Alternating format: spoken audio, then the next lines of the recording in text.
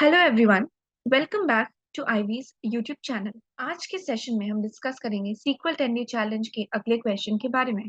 तो चलिए सबसे पहले हमारे क्वेश्चन की तरफ देखते हैं। तो ये हमारा क्वेश्चन है, let's read it out. Write a query to print the sum of total investment values in 2016 to the scale of 2 decimal places for the policy holders who meet the following criteria. They should have the same TIV 2015 value as one or more other policy holders, and they are not located in the same city as any other policyholders. That is, the latitude-longitude attribute pairs must be unique. The input format is the insurance table is described as follows. So this is their IDs. This is their total investment value in 2015. This is 2016. And this is the latitude lat, longitude long column name. So the sample input has to look like this. We can use this. ये हमारा sample input है। तो एक company में जो investment है वो 2015 और 2016 का दिया गया है और उनके यूनिक आईडीज दिए गए हैं। ये उनका लोकेशन है। हमें ये निकालना है कि टीआईवी 2015 ऐसे आईडीज का सेम हो और लैटिट्यूड लॉन्गिट्यूड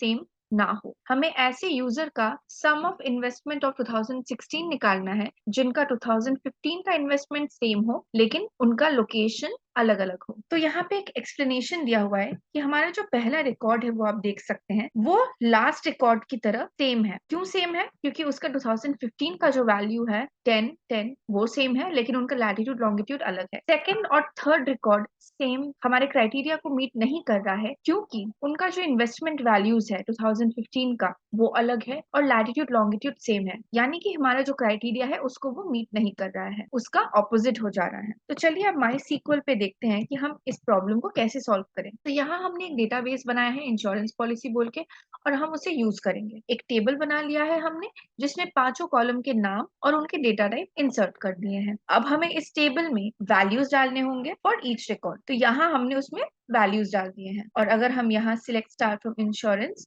यानी कि हमारे टेबल को देखना चाहें तो हमारा टेबल हमें यूं इस तरह दिख जाएगा। अब आते हैं हमारे क्राइटेरिया, हमारे क्वेश्चन की तरफ। तो हमें उन सम को निकालना था, उन सम ऑफ इन्वेस्टमेंट को जिनका 2015 का इन्वेस्टमेंट वैल्यू सेम हो यानी कि एक से ज्यादा हो और उनका लैटिट्यूड लॉन्गिट्यूड जो है वो एक ही हो यानी कि यूनिक हो। इसलिए हमने यूनिक वैल्यू के लिए काउंट इज इक्वल टू 1 दिया हुआ है। अगर हमें सिमिलर वैल्यूज चाहिए यानी कि एक से ज्यादा चाहिए तो हमें यहाँ पे काउंट ग्रेटर देन 1 दिया हुआ है। तो जब हम इसे रन करेंगे